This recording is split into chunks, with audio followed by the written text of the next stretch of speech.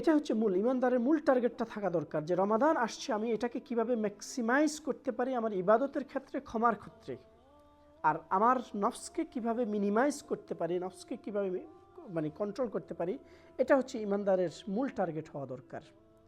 তো এই রমাদানের সঠিক ব্যবহার করার জন্য, সঠিকভাবে রমাদানের সোয়াব পাওয়ার জন্য, ক্ষমা পাওয়ার জন্য আমাদেরকে কিছু প্রস্তুতি এবং কিছু প্ল্যান নিয়ে আগানো দরকার। না হলে রমাদান আসবে, রমাদান চলে যাবে, রমাদান চলে যাওয়ার পরে আমরা একটা হাই হুতাশ করবো, এবছর চলে গেল আমি কিছুই করতে পারিনি, এবছরও চলে গেল আমি কোরআনটাকে শেষ করতে পারিনি, কোরআন তেলাওয়াত করতে পারিনি, এবছরও চলে গেল আমি সঠিকভাবে তাহাজ্জুদগুলো পড়তে পারিনি, আচ্ছা আগামী রমাদানের চেষ্টা করব।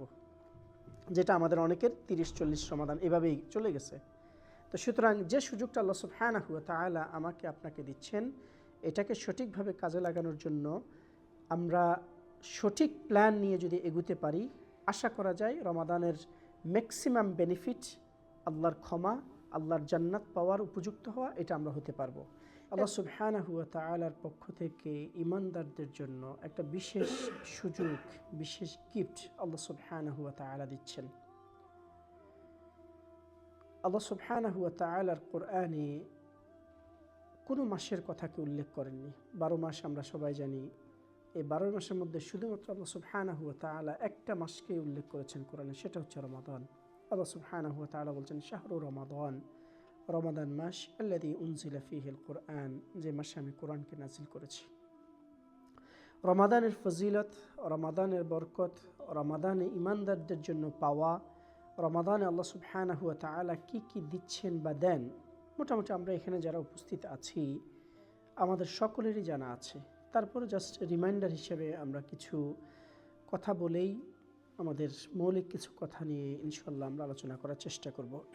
সম্মানিত মুসলিম কিরাম, রমাদান এমন একটা মাস আল্লাহ সুবহানাহু ওয়া তাআলার পক্ষ থেকে সুযোগ, যে সুযোগটাকে যদি আমরা কাজে লাগাতে পারি, যে সুযোগটার যদি আমরা সদ্ব্যবহার করতে পারি, যে সুযোগটাতে যদি আমরা সঠিকভাবে ইখলাসের সাথে ইবাদত বন্দেগী করতে পারি, আমাদের অবস্থানটা আল্লাহ সুবহানাহু ওয়া তাআলার কাছে এমন জায়গায় পৌঁছে যায় যে এই দুনিয়া এবং আসমানের মধ্যে যেরকম পার্থক্য হয়ে যায়, রমাদান পাওয়া আর রমাদান না পাওয়ার কারণে আমাদের মর্যাদাটার মধ্যে এত তারতম্য তৈরি হয়ে যায়।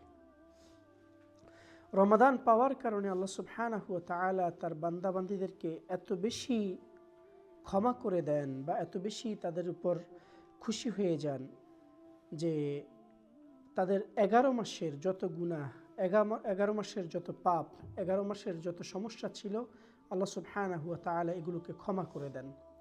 ইনফ্যাক্ট রমাদানের তওবা ইস্তিগফার যদি কবুল হয়ে যায়, আল্লাহ সুবহানাহু ওয়া তাআলা শুধু ক্ষমা করেন না, আল্লাহ সুবহানাহু ওয়া তাআলা এই গুনাহগুলোকে মুছে দেন। যেমন আমরা লাইলাতুল কদর যখন আসে তখন একটা দোয়া করি। আল্লাহ রাসূল সাল্লাল্লাহু আলাইহি ওয়াসাল্লাম মা আয়েশা রাদিয়াল্লাহু তাআলা আনহাকে শিক্ষা দিয়েছেন যে কদরের রাত যদি তুমি তালাশ করো তখন দোয়া করো, আল্লাহুম্মা ইন্নাকা আফুউন তুহিব্বুল আফওয়া ফাআফু আন্নী। হে আল্লাহ, আপনি ক্ষমাশীল। আল্লাহুম্মা ইন্নাকা আফুউন তুহিব্বুল আফওয়া, আপনি ক্ষমা করাটাকে ভালোবাসেন। ফাআফু আন্নী, আমাকে ক্ষমা করে দেন। এই যে এখানে আফু শব্দটাকে ব্যবহার করা হয়েছে। আমরা জানি যে আল্লাহ গাফুর, আল্লাহ ক্ষমাশীল, আল্লাহ গাফফার, তিনি ক্ষমাশীল, আল্লাহ গাফের। আফু এবং গাফুরের মধ্যে মৌলিক পার্থক্য হচ্ছে, গাফুর হচ্ছেন সেই ক্ষমাশীল যিনি ক্ষমা করে দেন, এই ক্ষমার জন্য শাস্তি হবে না, কিন্তু এই গুনাহটা রেকর্ডেড, এই গুনাহটা উল্লেখ থাকবে এবং সে যখন কিয়ামতের ময়দানে উঠবে তার আমল নামা দেখবে, সেখানে এই গুনাহটা উল্লেখ থাকবে।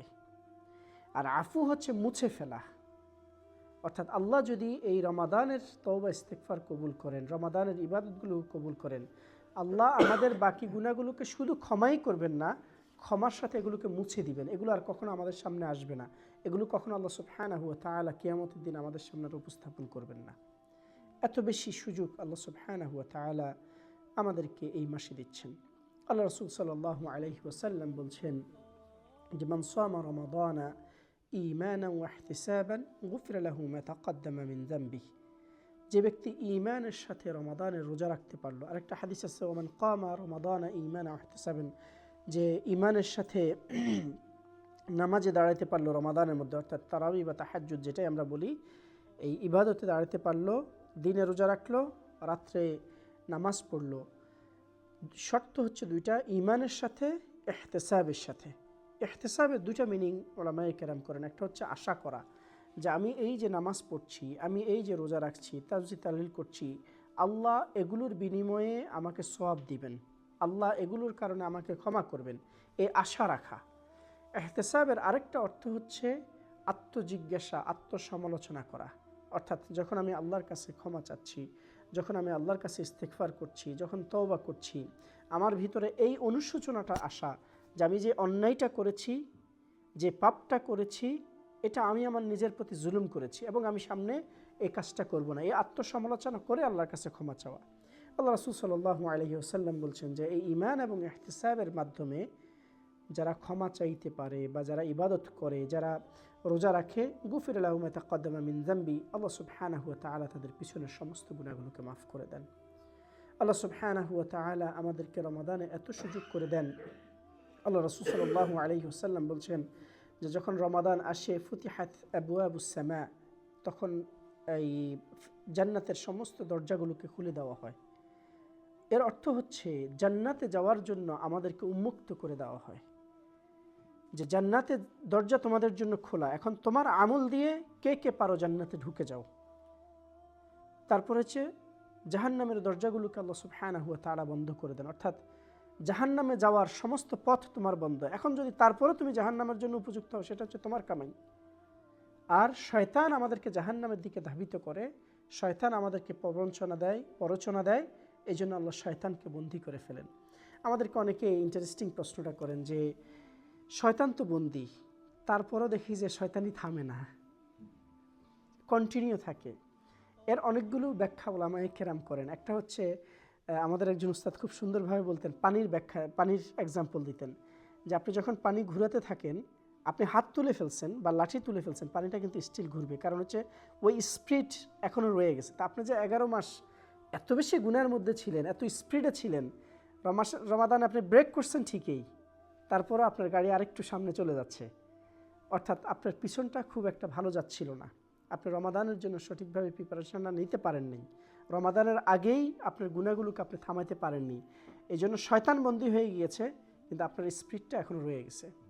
আরেকটা হচ্ছে শয়তান বন্দী হয়ে গিয়েছে, তারপরও আমরা যারা অন্যায়ের মধ্যে থাকি, পাপের মধ্যে থাকি, বুঝতে হবে শয়তানের খেলাফতিটা আমার মধ্যে চলে আসছে। শয়তান নাই, কিন্তু শয়তানের কার্যক্রমটা আমার মাঝে বিদ্যমান হয়ে গিয়েছে।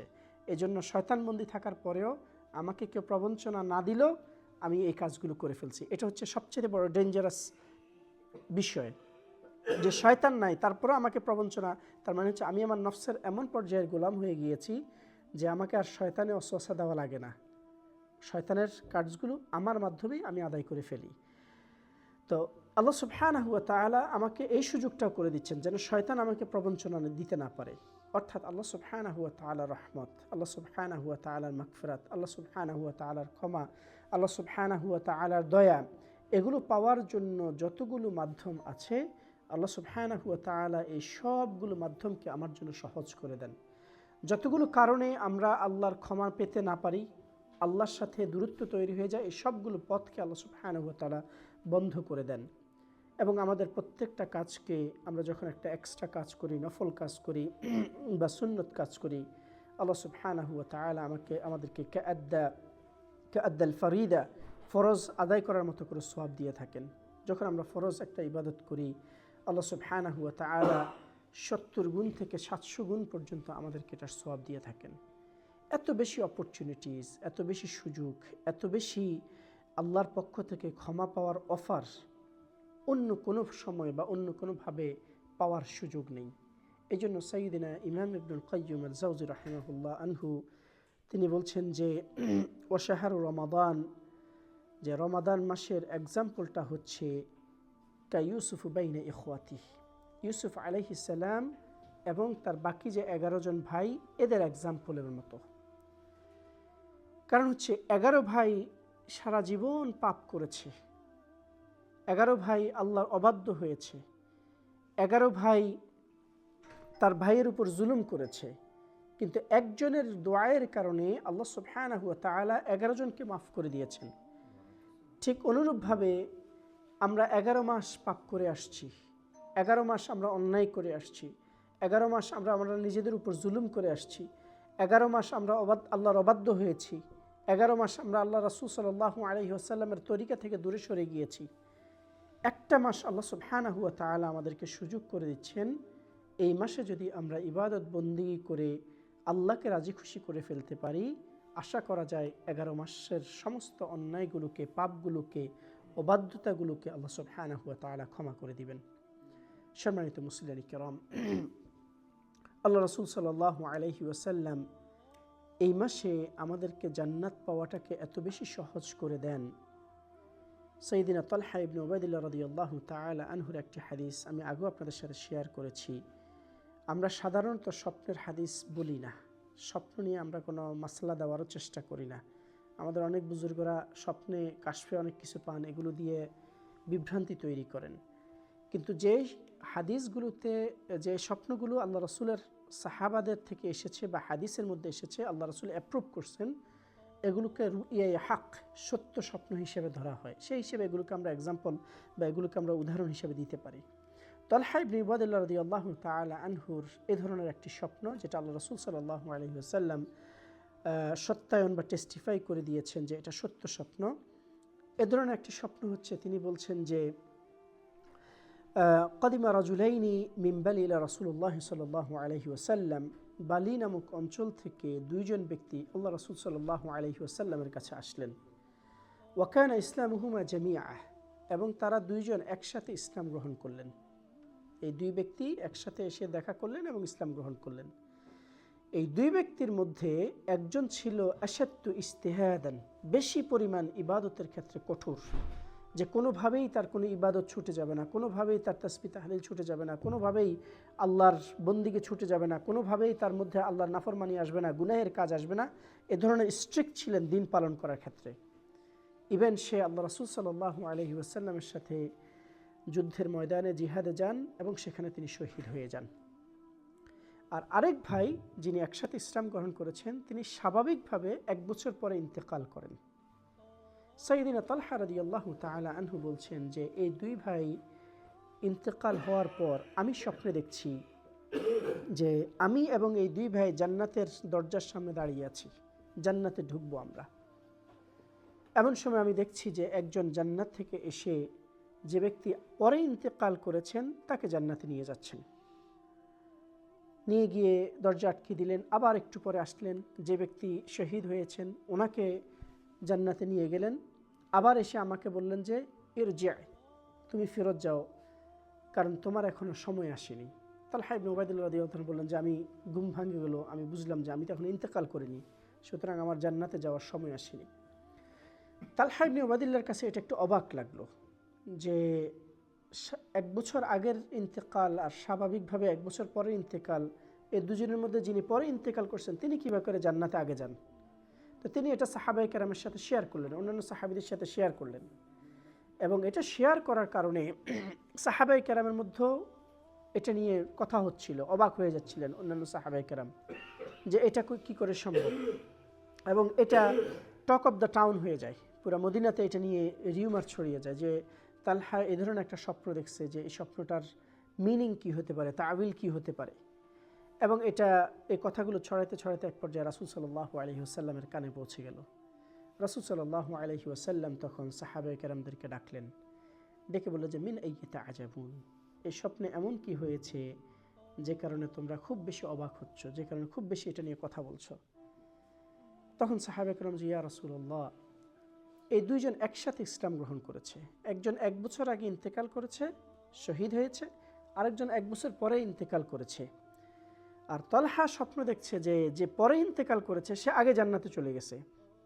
এখন কি তালহার স্বপ্ন ভুল না তার মর্যাদার ভুল, যিনি ইন্তেকাল করলেন বা শহীদ হলেন, আমরা এটা বুঝতে পারছি না। তখন আল্লাহ রাসূল সাল্লাল্লাহু আলাইহি ওয়াসাল্লাম সাহাবায়ে কেরামদেরকে জিজ্ঞেস করলেন যে যে স্বাভাবিকভাবে 1 বছর পরে ইন্তেকাল করেছে সে কি আরও 1 মাস এক্সট্রা রমাদান পায়নি? বলছে হ্যাঁ পেয়েছে। ওয়াসামা ওয়াসাল্লা ওয়াসিজদাতান কাযা ওয়া কাযা, সে কি এই 1 মাস সময়ে রোজা রাখেনি, নামাজ পড়েনি, আল্লাহর দরবারে সিজদা করেনি? বলছে হ্যাঁ করেছে। বলছে এই যে অতিরিক্ত তার রমাদান পাওয়া, এই রমাদানে তার রোজা রাখা, রমাদানে তার সেজদা করা, রমাদানে নামাজ পড়ার কারণে তার মর্যাদাটা এমন হয়ে গিয়েছে যে আসমান এবং জমিনের মধ্যে যেরকম পার্থক্য হয়ে যায়, এই দুইজনের মর্যাদা, স্ট্যাটাস, তাদের অবস্থান আল্লাহ সুবহানাহু ওয়া তাআলার কাছে এত বেশি তারতম্য হয়ে গিয়েছে। এই রমাদান আমাদের কাছে আসছে, আল্লাহ সুবহানাহু ওয়া তাআলা আমাদের উপর রহম করেছেন, রমাদানের কাছাকাছি আমরা আসতে পেরেছি। আমরা যারা এখানে উপস্থিত আছি, আমরা এখনও কেউ শিওর না রমাদান আমি পাবোই পাবো। এমনও হতে পারে আজকেই হয়তো আমার শেষ দিন, এমনও হতে পারে রমাদানের চাঁদ উঠে গিয়েছে, সুহুরের আগে আমি দুনিয়া থেকে চলে যাব। তারপর আমরা আল্লাহ সুবহানাহু ওয়া তাআলার কাছে প্রার্থনা করি, ফরিয়াদ করি, ও আল্লাহ রমাদানের এত কাছাকাছি আমাদেরকে এনেছো, রমাদানের ক্ষমা পাওয়া, রমাদানের রোজা রাখা ছাড়া আমাদেরকে দুনিয়া থেকে তুলে নিও না। আমরা আল্লাহর কাছে এই ফরিয়াদ করি। আল্লাহ এমন একটা সুযোগ আমাদেরকে দিচ্ছেন। আমরা যদি একটু পিছনের দিকে তাকাই, গত বছর আমাদের সাথে অনেকেই রোজা রেখেছেন, অনেকে ইফতার করেছেন আমাদের সাথে একসাথে, অনেকে একসাথে আমাদের সাথে তারাবিতে দাঁড়িয়ে পাশাপাশি তেলাওয়াত করেছেন, নামাজ পড়েছেন। তাদের অনেক আমাদের মাঝ থেকে হারিয়ে গিয়েছেন।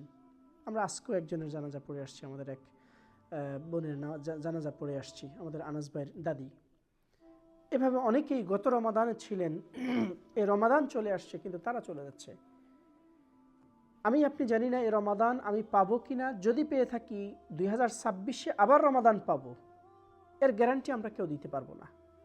তো সুতরাং এই যে আল্লাহ সুবহানাহু ওয়া তাআলা আমাকে আরেকটা সুযোগ দিচ্ছেন, আমার জন্য রহমতের দরজাটাকে আবার খুলে দিচ্ছেন, আমার জন্য শয়তানকে আবার বন্দী করে ফেলছেন, আমার জন্য জাহান্নামের দরজাটাকে ক্লোজ করে ফেলছেন, আমি আমার জীবনের শেষ সুযোগ হিসাবে গ্রহণ করে যদি আমি সঠিকভাবে এটার ব্যবহার করতে না পারি, সঠিকভাবে এখান থেকে সওয়াব নিতে না পারি, সঠিকভাবে আল্লাহর কাছ থেকে ক্ষমা নিতে না পারি, সঠিকভাবে আমি যদি জাহান্নাম থেকে মুক্ত হতে না পারি, তাহলে এটা আমার জন্য বদনসিব ছাড়া আর কিছুই নয়। আল্লাহ রাসূল সাল্লাল্লাহু আলাইহি ওয়াসাল্লামের একটা হাদিস আমরা সকলে জানি। তিনি মিম্বরে উঠছিলেন, প্রথম মিম্বরে উঠলেন, তিনি বললেন আমিন। দ্বিতীয় মিম্বরে উঠলেন, তিনি বললেন আমিন। তৃতীয় মিম্বরে উঠলেন আমিন। সাহাবায়ে কেরাম জিজ্ঞেস করলেন যে ইয়া রাসূলুল্লাহ, আপনি তিনবার আমিন কেন বললেন? এর মধ্যে একটা তো ছিল মা বাবার অবাধ্য যে হলো সে জাহান্নামে গেল, আরেকটা ছিল যে রমাদান পেল কিন্তু ক্ষমা পেল না, সে ধ্বংস হোক, সে জাহান্নামে যাক। আল্লাহ রাসূল বললেন যে আমিন। তো সুতরাং সম্মানিত দ্বীনী ভাই এবং মুসলিম কিরাম, রমাদান সমাগত আমাদের কাছে মাগফিরাতের ঘোষণা নিয়ে, রমাদান আমাদের কাছে আসছে ক্ষমার ঘোষণা নিয়ে, রমাদান আমাদের কাছে আসছে নিজেদেরকে গুনাহগুলোকে মুছে ফেলার অফার নিয়ে, রমাদান আমাদের কাছে আসতেছে জাহান্নাম থেকে উদ্ধার হয়ে জান্নাতে যাওয়ার সুযোগ করে দিয়ে। রমাদানের আর যে কয়েকটি দিন আছে, এই কয়েকটি দিনে আমরা যদি একটু প্রিপারেশন নিয়ে রমাদানটাকে শুরু করতে পারি, আশা করা যায় এই রমাদান আমার জীবনের সফলতার জন্য, আমার আখিরাতের মুক্তির জন্য যথেষ্ট হয়ে যাবে। এই রমাদানকে সঠিকভাবে ব্যবহার করার জন্য আমাদের এখন একটা টপিকস খুব বেশি জনপ্রিয় হচ্ছে, প্রোডাক্টিভ রমাদান, এবং অনেক বড় বড় স্কলাররা এই বিষয়গুলি নিয়ে কথা বলছেন। আমাদের ইয়াসির কাদি বাংলাদেশে যে প্রোডাক্টিভ রমাদানের উপর অনেক সুন্দর লেকচার দিয়েছেন। এটা হচ্ছে মূল ইমানদারের মূল টার্গেটটা থাকা দরকার, যে রমাদান আসছে আমি এটাকে কিভাবে ম্যাক্সিমাইজ করতে পারি আমার ইবাদতের ক্ষেত্রে, ক্ষমার ক্ষেত্রে, আর আমার নফসকে কিভাবে মিনিমাইজ করতে পারি, নফসকে কিভাবে কন্ট্রোল করতে পারি, এটা হচ্ছে ইমানদারের মূল টার্গেট হওয়া দরকার। তো এই রমাদানের সঠিক ব্যবহার করার জন্য, সঠিকভাবে রমাদানের সোয়াব পাওয়ার জন্য, ক্ষমা পাওয়ার জন্য আমাদেরকে কিছু প্রস্তুতি এবং কিছু প্ল্যান নিয়ে আগানো দরকার। না হলে রমাদান আসবে, রমাদান চলে যাবে, রমাদান চলে যাওয়ার পরে আমরা একটা হাই হুতাশ করবো, এবছর চলে গেল আমি কিছুই করতে পারিনি, এবছরও চলে গেল আমি কোরআনটাকে শেষ করতে পারিনি, কোরআন তেলাওয়াত করতে পারিনি, এবছরও চলে গেল আমি সঠিকভাবে তাহাজ্জুদগুলো পড়তে পারিনি, আচ্ছা আগামী রমাদানের চেষ্টা করব। যেটা আমাদের অনেকের 30-40 রমাদান এভাবেই চলে গেছে। তো সুতরাং যে সুযোগটা আল্লাহ সুবহানাহু ওয়া তাআলা আমাকে আপনাকে দিচ্ছেন, এটাকে সঠিকভাবে কাজে লাগানোর জন্য আমরা সঠিক প্ল্যান নিয়ে যদি এগুতে পারি, আশা করা যায় রমাদানের ম্যাক্সিমাম বেনিফিট, আল্লাহর ক্ষমা, আল্লাহর জান্নাত পাওয়ার উপযুক্ত হওয়া, এটা আমরা হতে পারবো। এর জন্য কয়েকটা বিষয় আমি আপনাদেরকে একটু নজর দেওয়ার জন্য চেষ্টা করব। এর মধ্যে রমাদান আসলেই আমরা প্রথম প্ল্যানটাই যেটা আমরা নেই, এটা হচ্ছে আমাদের খাওয়া দাওয়া। রমাদানে ইফতারিতে কি পরিমাণ খাবো, আখনি কোন দিন কোনটা হবে, তারপরে ভাজা পোড়া কী হবে, সেহরিতে কি হবে, এটা ন্যাচারালি আমাদের বাংলাদেশি পরিবারগুলোতে মাইন্ডে সেট আপ হয়ে যায় যে রমাদান আসছে, তার মানে হচ্ছে আমরা খাওয়া দাওয়ার একটা বিশাল আয়োজন হয়ে যাবে। এবং নাউজুবিল্লাহ আমাদের সমাজে কিন্তু একটা জাল হাদিস বলাও আছে, রমাদানে খানার কোনো হিসাব নাই। এটা আপনারা জানেন কিনা জানি না, এটা জাল হাদিস। আল্লাহ রাসূল এই ধরনের কোনো কথা বলেন নাই, বরং এটা আকীদার বিপরীত হয়। যেখানে আল্লাহ কোরআনে বলে দিয়েছেন যে তোমাদের প্রত্যেকটা নিয়ামতের ব্যাপারে জিজ্ঞাসা করা হবে, তো রমাদানটা কি নিয়ামত না? তো এটা ভিন্ন প্রসঙ্গ হয়ে যায়। এ ধরনের কোনো হাদিস আল্লাহ রাসূল সাল্লাল্লাহু আলাইহি ওয়াসাল্লাম বলেন নেই যে রমাদানের খাওয়ার কোনো হিসাব নেই। বরং রমাদানের খাওয়ার হিসাবটা আমার দৃষ্টিভঙ্গিতে আরও বেশি হওয়া দরকার। তোমাকে রোজা রাখতে বলছি, এর মধ্যে তুমি খাওয়ার এত আয়োজন কেন? তো এই জন্য আমাদের প্রথম প্রোডাক্টিভ রমাদানের ক্ষেত্রে প্রথম টার্গেট আমাকে আসবে, আমার ফুড হ্যাবিটটা কী হবে, আমার খাওয়ার প্ল্যানটা কী হবে, এটাকে আমি একটু সাজিয়ে ফেলা। বিশেষ করে আমি যে বিষয়টাতে নিজের জন্য কষ্ট পাই, পরিবারের জন্য কষ্ট পাই এবং আমাদের ভাইদের ক্ষেত্রে কষ্ট পাই, সেটা হচ্ছে দুইটা সময়ের খাওয়া নিয়ে ব্যস্ততার কারণে আমরা দুইটা গুরুত্বপূর্ণ সময় হারিয়ে ফেলি। আল্লাহ রাসূল সাল্লাল্লাহু আলাইহি ওয়াসাল্লাম বলছেন যে লিস-সাইমি ফারহাতান, রোজাদারের জন্য আনন্দের সময় হচ্ছে দুইটা। একটা হচ্ছে সে যখন তার রোজা ভাঙবে, ইফতারের মুহূর্তটা। এখানে কেন এত গুরুত্বপূর্ণ? কারণ এই সময় সে আল্লাহর খুব নিকটবর্তী হয়ে যায়, আল্লাহ তখন দোয়া কবুল করে। আরেকটা হচ্ছে এই দোয়া কবুল হয়ে গেলে লিকাই রাব্বি, সে তার রবের সাথে সাক্ষাৎ করবে। এখন দেখা যায় আমরা ইফতারের আগে এত বেশি বিজি হয়ে যাই ইফতার সাজানোর জন্য, ইফতার ডেকোরেট করার জন্য, ইফতার তৈরি করার জন্য। আমি যে ওই সময় একটু ইস্তেগফার করব, ওই সময় একটু দোয়া করব, ওই সময় একটু তাসবিহ তাহলিল করব, এই সময়টা আমাদের অধিকাংশ ভাই বোনদের হয় না, ইল্লা মাশাআল্লাহ দুই একজন যদি করতে পারেন। এবং এই সময়টা হচ্ছে দোয়া কবুলের সময়। তা আমরা দেখা যায় তখন শুধু খাওয়া নিয়ে ব্যস্ত থাকি, খাওয়া সাজানো নিয়ে, খাওয়া তৈরি করা নিয়ে ব্যস্ত থাকি। তো রমাদান আমাকে আসছে ক্ষমার ঘোষণা নিয়ে, আর আমি ওই সময়টা ব্যস্ত হয়ে গেছি আমার পেট ভরার ধান্দাটাকে সামনে নিয়ে। তো এই জন্য আমাদেরকে একটু প্ল্যান করা যে ইফতার অবশ্যই করব। ইফতার আমাদের জন্য একটা নিয়ামত এবং সুন্নাহ। ইফতারের ভালো আইটেম কম বেশি আমরা রাখবো, এতে কোনো দোষের না। কিন্তু ইফতারের আয়োজন করতে গিয়ে আমি আমার ইবাদত নষ্ট হয়ে যাওয়া, আমার তাসবিহ তাহলিল নষ্ট হয়ে যাওয়া, আল্লাহর কাছ থেকে যে অফার আমার জন্য আসছে এই অফারটাকে আমি ছেড়ে ফেলে দেওয়া, এটা যেন আমাদের ক্ষেত্রে না হয়ে যায়। এই জন্য আমি ভাই বোনদের কাছে সবসময় অনুরোধ রাখি যে আসরের পরে রান্নাবান্নার কাজ আমাদেরকে না রাখাটাই ভালো। যদিও থাকে খুব কুইকলি আসরের পর শেষ করে তারপরে পরিবারের সবাই মিলে যদি একসাথে বসি, কতক্ষণ একটু কোরআন তেলাওয়াত করা যায়, কিছু ইস্তিগফার তাসবিহ তাহলিল করা যায়, বাচ্চাদেরকে সাথে নিয়ে যদি একটু আল্লাহর কাছে দোয়া করা যায়, এতে নিজেরাও যেমন ইবাদতের মধ্যে শামিল হলাম, আমাদের সন্তানগুলোকে, আমাদের বাচ্চাগুলোদেরকে শিক্ষা দেওয়া গেল যে রমাদানের আল্লাহর কাছে কীভাবে চাইতে হয়, কিভাবে দোয়া করতে হয়, এবং তারপরে ইফতার করে আমরা আমাদের বাকি কাজগুলো করা। এটা একটা আমাদের প্ল্যান নেওয়া দরকার, কারণ এটা আমাদের খুব বেশি আমরা সাফার করি এই বিষয়টাতে। 2 নম্বর ঠিক সেম জিনিস, আমাদের রমাদান আসার আগ থেকে আমাদের ইফতার মাহফিলের দাওয়াত আসা শুরু হয়ে যায়। আমরা ফতুয়া দিচ্ছি না ইফতার মাহফিল জায়েজ না জায়েজ, করা উচিত কি অনুচিত, বাট আমার 30 দিন যেন ইফতার মাহফিল নিয়ে এত বেশি ব্যস্ত না থাকি যে আমার ইফতারের আগে মুহূর্তে দোয়া করা, ইফতার থেকে তারাবির সময়টাকে ব্যবহার করা, অনেক ক্ষেত্রে এটা করতে যাই আমি তারাবিটাকে মিস করে ফেলি। তো সুতরাং ইফতার মাহফিল কেন্দ্রিক আমার এত বেশি, আমরা তো অবশ্যই এদেশে ইফতার মাহফিলে বলতে রাজি না, ইফতার পার্টি বলি। তো এই পার্টি নিয়ে আমরা এত বেশি ব্যস্ত হওয়া উচিত হবে না। হ্যাঁ, 2-1টা হতে পারে, 2-1টাতে গেলাম, একটু গেট টুগেদার হলো, ভাইদের সাথে সাক্ষাৎ হলো, কিন্তু একেবারেই প্রত্যেক সপ্তাহে প্রত্যেক দিন আমাকে গেট টুগেদারে যেতে হবে, তখন রমাদানের যে খুসুসি কিছু ইম্প্যাক্ট থাকে এটা আমার মধ্যে থেকে নষ্ট হয়ে যায়। রমাদানে যে আল্লাহ ভীতিটা আসার কথা ছিল, সিনসিয়ারিটিটা আসার কথা ছিল, এটা অনেক সময় নষ্ট হয়ে যায়। তো এই জন্য খুব সিলেক্টেড কিছু প্রোগ্রামে যদি যেতেই হয়, যেখানে গেলে আল্লাহর দিনের রিমাইন্ডার আসবে, আল্লাহর ভীতির কথা আসবে, এই ধরনের কিছু প্রোগ্রামে হয়তো আমরা ইফতার প্রোগ্রামে অ্যাটেন্ড করতে পারি, মসজিদগুলোতে আমরা অ্যাটেন্ড করতে পারি, সেখানে জামাতে নামাজ হবে। কিন্তু এছাড়া অনেকগুলো ইফতার মাহফিল হয়, ফ্রি মিক্সিং হয়ে যায়, যেখানে আমি রোজা রাখছি, রোজা রেখে আমি মোটামুটি বোনদের সাথে বসে একসাথে ইফতার করতেছি, তাহলে আমি কি সওয়াব কামাচ্ছি না গুনাহ কামাচ্ছি? এবং আমি গত বছর একটা ভিডিও দেখে খুব আফসোস হলাম, আমাদের ক্যামব্রিজের 2-1 ভাইকে দেখছি সেই প্রোগ্রামটাতে আছে, ইফতারের আগ মুহূর্তে স্টেজে গান গাওয়া হচ্ছে। ইফতারের আগ মুহূর্তে আলোচকরা আলোচনা করে, এর মাঝখানে আধুনিক গান গায়, মহিলারা গান গায়। আমাদের ক্যামব্রিজের 2-1 ভাইকেও ভিডিওতে দেখলাম, ওনারা উপস্থিত আছে, এটা লন্ডনে হয়েছে। তো আমাকে একটু সিনসিয়ারলি চিন্তা করা, অনেকে অনেক যুক্তি দিবেন, এটার কারণে সামাজিক স্ট্যাটাস রক্ষা করা, এটার কারণে নিজের অবস্থান শক্ত করা, এটার কারণে কমিউনিটি ইনভলভমেন্ট হওয়া। সব কিছুর আগে হচ্ছে আমার কমিউনিটি ইনভলভমেন্ট হওয়া, আমার লিডারশিপ পাওয়া, আমার সামাজিক স্ট্যাটাস তৈরি হওয়ার আগে হচ্ছে আমার জান্নাতের স্ট্যাটাসটা কোথায় যাচ্ছে, আমার আখিরাতের স্ট্যাটাসটা কোথায় যাচ্ছে, আমি আল্লাহর সন্তুষ্টি পাচ্ছি না আল্লাহর কাছ থেকে আযাবের জন্য উপযুক্ত হচ্ছি, এই বিষয়টাকে আমাদেরকে মাথায় আনা দরকার। আমার জন্য বাকি 11 মাস আছে অনেক কিছু করার। আমি রমাদানে কেন স্ট্যাটাসের জন্য আর সামাজিক অবস্থান তৈরি করার জন্য প্রত্যেক দিন আমাকে এ ধরনের আয়োজন করতে হবে? এই বিষয়গুলো আমাদেরকে একটু সঠিকভাবে নজর দেওয়া দরকার এবং এই বিষয়ের ক্ষেত্রে আমাদেরকে একটু যত্নবান হওয়া দরকার। ঠিক অনুরূপভাবে রাতের শেষ অংশ, আলহামদুলিল্লাহ এই বছর একটু মানে উইন্টারের দিকে আমাদের রমাদান চলে আসে, কারণ আমরা এখন রাতটাকে বড় পাচ্ছি।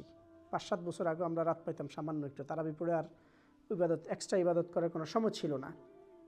এই রাতের শেষ অংশটা হচ্ছে আল্লাহ রাসূল সাল্লাল্লাহু আলাইহি ওয়াসাল্লাম বলছেন যে ইউনাজ্জিলু রাব্বুনা তাবারাকা ওয়া তাআলা ফিস সামাঈদ দুনিয়া, আল্লাহ সুবহানাহু ওয়া তাআলা দুনিয়ার আসমানে অর্থাৎ প্রথম আসমানে নেমে আসেন প্রত্যেকটা রাত্রে এবং এসে ডাকতে থাকেন যে কে ক্ষমা চাও আমি তোমাকে ক্ষমা করে দিব, কে রিজিক চাও আমি তোমাকে রিজিক দান করব, কে কি সমস্যা আছে সমস্যার কথা বলো আমি তোমার সমস্যার সমাধান করে দিব। বাকি 11 মাস হয়তোবা আমার লেজিনেসের কারণে, আমার দুর্বলতার কারণে আমি একদিনও উঠতে পারিনি। এমন অনেকেই আছি আমরা, একদিনও হয়তোবা আমি ফজরের আগে উঠে 2 রাকাত নামাজ পড়বে সুযোগ পাইনি।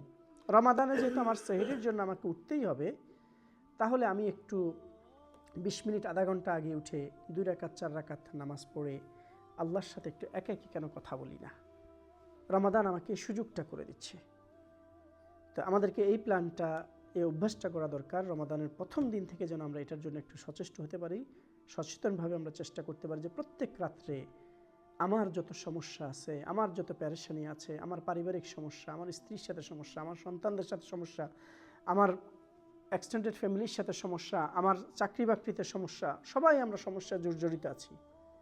এই সমস্যাগুলো নিয়ে মানুষের কাছে বলে না বেরিয়ে একটু প্রত্যেক রাত্রে আল্লাহর সাথে একটু একাকী কথা বলা, আল্লাহর সাথে খুসুসি একটা সম্পর্ক করা, এটার অন্যতম একটা সুযোগ রমাদান আমাকে আপনাকে দিচ্ছে। এই সুযোগটাকে আমাদেরকে কাজে লাগানোর জন্য চেষ্টা করা দরকার। অর্থাৎ যেটা পরামর্শ ছিল, প্রথম রমাদানের ইফতারের আগ মুহূর্তটাকে সঠিকভাবে ব্যবহার করা, এই সময়টা দোয়ার জন্য খাস করা, এই সময়টা শুধুমাত্র ইফতার রেডিতে আমরা ব্যস্ত না থেকে এই সময়টাকে কাজে লাগানো। ঠিক অনুরূপভাবে সেহরির আগ মুহূর্তে আধা ঘন্টা 40 মিনিটের জন্য একাকী আল্লাহর সাথে সম্পর্ক করা, একাকী আল্লাহর সাথে কথা বলা, এই অভ্যাসটা আমাদেরকে একটু করা দরকার। এটাকে যদি আমরা করতে পারি এবং এই অভ্যাসটা যদি 30 দিন আমরা করে নিতে পারি, আশা করা যায় রমাদানের পরও আমি এটা কন্টিনিউ করতে পারবো। সুবহানাল্লাহ, ভাই যখন তেলাওয়াত করতেছিলেন, রমাদানের আয়াতগুলো শেষ হওয়ার পরের আয়াতটাই আল্লাহ সুবহানাহু ওয়া তাআলা কি বললেন? وَإِذَا سَأَلَكَ عِبَادِي أَنِّي فَإِنِّي قَرِيبٌ أُجِيبُ دَعْوَةَ الدَّاعِ إِذَا دَعَانِ। আল্লাহ সুবহানাহু ওয়া তাআলা বলছেন, হে রাসূল, যখন আপনাকে জিজ্ঞেস করা হয় আন্নি, আমার ব্যাপারে জিজ্ঞেস করা হয়, ফাইন্নি করিব, আপনি আপনার বান্দাবান্দীদেরকে, আমার বান্দাবান্দীদেরকে আপনি জানিয়ে দেন, ফাইন্নি করিব, আমি তার অত্যন্ত নিকটে। এই আয়াতটা নাজিল হওয়ার একটা প্রেক্ষাপট ছিল, সাহাবায়ে কেরাম এসে আল্লাহ রাসূল সাল্লাল্লাহু আলাইহি ওয়াসাল্লাম জিজ্ঞেস করলেন যে ইয়া রাসূলুল্লাহ আরাব্বুনা করিব আম বাঈদ, আমাদের রব কি আমাদের কাছে না আমাদের থেকে অনেক দূরে?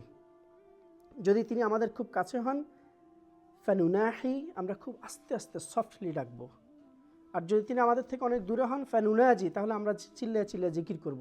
আমাদের অনেক দরবারে অনেক জায়গাতে দেখবেন চিল্লায় চিল্লায় জিকির করে, নাচতে নাচতে অনেক কিছু করে ফেলে। তো সাহাবায়ে কেরাম জিজ্ঞেস করলেন যে আল্লাহ কি আমাদের অত্যন্ত কাছে না আমাদের থেকে দূরে? কাছে হলে আমরা আস্তে আস্তে আল্লাহকে ডাকবো, আল্লাহর সাথে কথা বলবো। আল্লাহ যদি দূরে হন, আমরা যেভাবে আল্লাহ শুনবেন সেভাবে আওয়াজ করে আল্লাহকে ডাকবো। আল্লাহ রাসূল সাল্লাল্লাহু আলাইহি ওয়াসাল্লাম সিদ্ধান্ত দিলেন না, আল্লাহর সিদ্ধান্তের জন্য অপেক্ষা করলেন। আল্লাহ বলে দিলেন ফাইন্নী করিব, আমি তোমার অত্যন্ত নিকটে। অন্য হাদিস আল্লাহ রাসূল যেটা বলছেন, হাদিস না কোরআন আয়াত, যে আমাদের ঘাড়ের যেরকম আমাদের কাছে, আল্লাহ আমাদের এত কাছে থাকেন। বিশেষ করে আমি হাদিসটা আগে উল্লেখ করে আসছি যে শেষ রাতের এই সময়টা আল্লাহ আমাদের অত্যন্ত নিকটে চলে আসেন। তো এই সময়টাকে আমরা একটু প্রোডাক্টিভলি ইউজ করা, এই সময়কে আল্লাহর সাথে একটু কথা বলা, আমাদের গুনাহগুলোর জন্য আল্লাহর কাছে ইস্তেগফার করা, আমাদের সমস্যাগুলোকে আল্লাহর কাছে তুলে ধরার অন্যতম একটা সুযোগ আমরা পাই। এই সময়টাও আমরা গল্প করে, এই সময়টাতে আমরা অনেক সময় দেখা যায় যে দেশে কথা বলে বা পরিবারের অন্যান্যরা টিভি দেখে আমরা পার করি। ইনফ্যাক্ট আমাদের অনেক মুরব্বীরা আছেন এই সময়টাকে সিলেক্ট করে নেন সিগারেট খাওয়ার জন্য। এটা আমার দেখা। তারাবির নামাজ আগে শেষ করতে বলেন যে সেহরির আগে একটু সিগারেট খাওয়ার সময় পাওয়া যায় না। কি গুরুত্বপূর্ণ একটা সময়, আমি ফিক্স করে নিচ্ছি এই সময়টাকে আমার সিগারেট খেতে হবে। যারা স্মোক করেন মাফ করবেন আপনারা যদি এটা আঘাত পান, যদি এখানে কেউ থেকে থাকেন। দুনিয়াতে যত ধরনের খাদ্য আছে যেটা মানুষ গিলে, এর মধ্যে সবচাইতে খবিস খাওয়াটা হচ্ছে সিগারেট। মদও এত খবিস না, কারণ মদের ব্যাপারে আল্লাহ সুবহানাহু ওয়া তাআলা কোরআনে বলছেন যে মদে কিছু উপকারী উপাদান আছে। আর সিগারেট ইটসেলফ এটা বলতেছে, তার প্যাকেটের মধ্যে লিখে দিচ্ছে যে সিগারেট হচ্ছে স্বাস্থ্যের ক্ষতির কারণ বা ক্যান্সারের কারণ, এভাবে বলে দিচ্ছে। তো আপনি খাবেন কি খাবেন না এটা আপনার চয়েস, এটা হালাল কি হারাম আমি ওদের ব্যাপারে ফতুয়াতে যাচ্ছি না। কিন্তু আপনি কোন সময়টাকে নিচ্ছেন, যে সময়টা আল্লাহ আপনাকে ডাকছেন, আল্লাহ আসমানের প্রথম আসমানে এসে আপনাকে বলছেন আমাকে চাও আমি তোমার আশা পূরণ করব, আমার কাছে ক্ষমা চাও আমি তোমাকে ক্ষমা করে দিব, তোমার রিজিক চাও আমি তোমাকে রিজিক দিব। আর আমি তখন ব্যস্ত আছি আমার সিগারেট খাওয়ার প্ল্যানটাকে নিয়ে। এবং এটা কমন, আমাদের অনেকের ক্ষেত্রে এটা কমন ইস্যু। তো এই জন্য এই জিনিসগুলোকে আমরা যতটুকু অ্যাভয়েড করা যায়, যাদের অলরেডি নেশা হয়ে গিয়েছে আপনি একদিনে পারবেন না, কিন্তু প্ল্যান করা। এবং রমাদান এটা আরেকটা সুযোগ, আপনি দিনে সারাদিন স্মোক করতেছেন না, ওটাকে জারি রেখে যদি আপনি রাত্রেও কিছুদিন বন্ধ রাখতে পারেন, দেখা যাচ্ছে 30 দিনের একটা কোর্স হওয়ার পরে রমাদানের পরে আপনার এই অভ্যাসটা ফেরত আসবে না। তো এভাবে আমাদেরকে একটু চেষ্টা করা দরকার। সম্মানিত মুসলিয়ানি কেরাম এবং দিনী ভাইরা, তো প্রোডাক্টিভ রমাদানের প্রথম বিষয়টা হচ্ছে আমি যেটা উল্লেখ করার চেষ্টা করেছি, আমাদের ফুড হ্যাবিটটাকে একটু চেঞ্জ করে আমাদের ফুডকে যত মিনিমাইজ করা যাবে, ইবাদতকে যত ম্যাক্সিমাইজ করা যাবে, আমার ইবাদতের জন্য, আল্লাহকে পাওয়ার জন্য, মাগফিরাত পাওয়ার জন্য, জান্নাত পাওয়ার জন্য, জাহান্নাম থেকে মুক্ত হওয়ার জন্য এটা সবচেয়ে উত্তম মাধ্যম হবে। ঠিক অনুরূপভাবে আমাদের মা বোন যারা ঘরে থাকবেন তাদেরকেও সুযোগ করে দেওয়া, যে তাদেরকে দিয়ে আমার আইটেম কমিয়ে দিয়ে প্রয়োজনে তাদেরকে একটু সময় করে দিও, যে ইফতারের আগে তুমি একটু দোয়া করার জন্য বসো, সেহরির আধা ঘন্টা আগে তোমার কাজ শেষ করে একটু 2 রাকাত 4 রাকাত নামাজ পড়ো। এই সুযোগটা শুধু আমরাও নিব না, তাদেরকে দেওয়ার জন্য আমরা চেষ্টা করব। তাহলে আশা করা যায় রমাদানে আমি বেশি পরিমাণ সোয়াব পাওয়া, ক্ষমা পাওয়ার সুযোগ পাবো। 2 নম্বর যে বিষয়টা আমাদেরকে খেয়াল রাখতে হবে সেটা হচ্ছে আমাদের মুখটাকে কন্ট্রোল করা এবং আমাদের যত হারাম অ্যাফেয়ার্স আছে, হারাম জিনিসের সাথে আমাদের ইনভলভমেন্ট আছে, এগুলো থেকে নিজেদেরকে উদ্ধার করা। আমরা দেখা যাচ্ছে অনেকেই রোজা রাখি, রোজার মধ্যে আছি, জামাতে নামাজও পড়তেছি, কোরআন তেলাওয়াতও করতেছি, আবার ঘন্টার পর ঘন্টা অন্যের গীবত নিয়ে ব্যস্ত আছি, অন্যকে চর্চা নিয়ে ব্যস্ত আছি, খারাপ শব্দগুলো আমার মুখ দিয়ে ব্যবহার হচ্ছে। আল্লাহ রাসূল সাল্লাল্লাহু আলাইহি ওয়াসাল্লাম এই রোজাদারের রোজাটাকে রোজাই বলেননি। আল্লাহ রাসূল সাল্লাল্লাহু আলাইহি ওয়াসাল্লাম বলছেন যে মান লাম ইয়াদা কাওলা যুরি ওয়াল আমালা বিহি ফালাইসা লিল্লাহি ফি হাজাতান আন ইয়াদা তাআমাহু ওয়া শারাবাহু। যে ব্যক্তি অহেতুক কথা, খারাপ কথা, বেহুদা কথা এগুলোকে ছেড়ে দিতে পারল না এবং সে অনুযায়ী কাজগুলোকে ছেড়ে দিতে পারল না, আল্লাহর কাছে তার জন্য এই সকাল থেকে সন্ধ্যা পর্যন্ত উপোস থাকার কোনো প্রয়োজন নাই। অর্থাৎ আল্লাহ রাসূল এটাকে রোজাই বলেননি, এটাকে উপোস থাকা বলছেন। এখন আমি রোজা রাখছি কিন্তু আমার মুখটাকে কন্ট্রোল করতে পারছি না, এটা আলটিমেটলি আমার রোজাটাকে নষ্ট করে দিচ্ছে। আমি রোজা রাখছি, আমার খারাপ যত অভ্যাস আছে, খারাপ যত স্বভাব আছে, সেটা আমার ফেসবুক দেখার মধ্যে হতে পারে, সেটা আমার ইউটিউব দেখার মাধ্যমে হতে পারে, টেলিভিশন দেখার মধ্যে হতে পারে, সেটা আমার জবের ক্ষেত্রে হতে পারে, সেটা আমার বিভিন্ন অ্যাফেয়ার্সও হতে পারে। আমি এই খারাপ অভ্যাসগুলোকে ছাড়তে পারতেছি না। আমার রমাদানের আগে যেরকম মাঝে মাঝে ফেসবুকে 2-1 গান না দেখলে আমার ভালো লাগতো না, অন্যের পরকীয়ার গল্প না দেখলে আমার কাছে ভালো লাগতো না, আমি এটা কন্টিনিউ রাখতেছি, এদিক দিয়ে আমি রোজাও আছি, তাহলে এই রোজা আমাকে সঠিক বেনিফিট যেটা আমার পাওয়ার কথা ছিল এটা আমি পাচ্ছি না। এই রোজার মাধ্যমে আমি যেরকম আল্লাহর নৈকট্য হাসিল করার কথা ছিল আমি এই নৈকট্য হাসিলটা করতে পারছি না। তো এই জন্য দ্বিতীয় যে জিনিসটা আমাদেরকে খেয়াল রাখতে হবে রমাদানের ম্যাক্সিমাম বেনিফিট পাওয়ার জন্য, আমার মুখকে হেফাজত করা এবং তদনুযায়ী আমলকে হেফাজত করা। আল্লাহ রাসূল সাল্লাল্লাহু আলাইহি ওয়াসাল্লাম একটি হাদিসে বলছেন যে মান আদমানা মা বাইনা লিহাইয়াইহি ওয়া মা বাইনা রিজলাই আদমানা লাহুল জান্নাহ। যে ব্যক্তি তার দুটা জিনিসের হেফাজতের গ্যারান্টি দিতে পারবে আমি তার জান্নাতের গ্যারান্টি দিচ্ছি। একটা হচ্ছে দুই ঠোঁটের মাঝখানে জিহ্বা, জিহ্বার গ্যারান্টি অর্থাৎ তার কথার গ্যারান্টি দেওয়া, যে সে অহেতুক কথা বলবে না, খারাপ কথা বলবে না, ফাহিশা কথা বলবে না, অন্যের হক নষ্ট করার মতো কথা বলবে না। আর আরেকটা হচ্ছে তার লজ্জাস্থানের হেফাজত, অর্থাৎ সে খারাপ অভ্যাস বা অ্যাডাল্ট্রির কোনো কাজের মধ্যে নিজেদেরকে ইনভলভ করবে না, আমি তার জান্নাতের গ্যারান্টি দিচ্ছি। এই জন্য সাইয়্যিদিনা আলী রাদিয়াল্লাহু তাআলা আনহু বলছেন যে মান কাসুরা কালামু কাসুরা খাতাউহ, যে খালি কথা বলে, অহেতুক কথা বলে, বেশি কথা বলে, সে বেশি পরিমাণ ভুল করে। আর যে বেশি পরিমাণ ভুল করে তার হায়া শরম এগুলো একটা পর্যায়ে উঠে চলে যায়। সে তখন নিজে জানে আমি যে মিথ্যা কথা বলতেছি এটা আরেকজন বুঝতেছে, তারপরে থামে না, আর একটু ওই মিথ্যাকে ডাকার জন্য আরও 5টাকে মিথ্যা একসাথ করে এটাকে খুব সুন্দরভাবে ফুটিয়ে তোলে। এর চোখ লজ্জাটা তার মধ্যে থেকে চলে যায়। আর যার চোখ লজ্জাটা চলে যায়, হায়া শরম চলে যায়, তার যে তাকওয়া আছে, আল্লাহ ভীতি আছে, এটাও চলে যায়। আর যার তাকওয়া চলে যায় তার অন্তর মারা হয়ে যায়, যেটা আল্লাহ সুবহানাহু ওয়া তাআলা বলছেন খাতামাল্লাহু আলা কুলুবিহিম, তার অন্তরে সিল মারা হয়ে যায়। আর সে অন্তর কখনো জান্নাতে যায় না, সে জাহান্নামে চলে যায়। তো এই জন্য আমাদের জিহ্বাকে হেফাজত করা, খাওয়ার ক্ষেত্রে প্রথম হেফাজত, দ্বিতীয়টা হচ্ছে ব্যবহারের ক্ষেত্রে, কথা বলার ক্ষেত্রে, এবং আমাদের যত ধরনের খারাপ স্বভাব আছে, খারাপ অভ্যাস আছে, বদ অভ্যাস আছে, এগুলো থেকে আমাদেরকে হেফাজত হওয়া দরকার। সম্মানিত মুসলিম কেরাম এবং দিনী ভাইরা, 3 নম্বর যে জিনিসটা আমাদেরকে একটু খেয়াল রাখা দরকার, যে আমি হয়তোবা কাজে ব্যস্ত থাকব, আমি হয়তোবা পড়াশোনাতে ব্যস্ত থাকব, বা আমি হয়তোবা ঘরের টুকিটাকিতে ব্যস্ত থাকব, কিন্তু আমার জিহ্বাটা সবসময় ফ্রি থাকে। আপনি যখন ড্রাইভ করতেছেন আপনার হাত ব্যস্ত কিন্তু আপনার মুখ কিন্তু ফ্রি আছে। এই সময়টাকে তাসবিহ তাহলিলের মধ্যে একটু ব্যস্ত থাকা। আপনি ড্রাইভ করতেছেন, সুবহানাল্লাহ, আলহামদুলিল্লাহ, লা ইলাহা ইল্লাল্লাহ পড়তে থাকেন। আপনি ঘরের টুকিটাকি কাজ করতেছেন, আপনার মুখটাকে ব্যস্ত রাখা, এই অভ্যাসটা আমাদেরকে একটু করা দরকার। আল্লাহ রাসূল সাল্লাল্লাহু আলাইহি ওয়াসাল্লাম বলছেন আহাব্বুল আ'মালি ইলাল্লাহ আন তামুতা রাতাবান মিন যিকরিল্লাহ। আল্লাহর কাছে সবচেয়ে প্রিয় আমল হচ্ছে ওই মৃত্যু, যে মৃত্যুটা আল্লাহ জিকির করতে করতে মৃত্যুবরণ করে।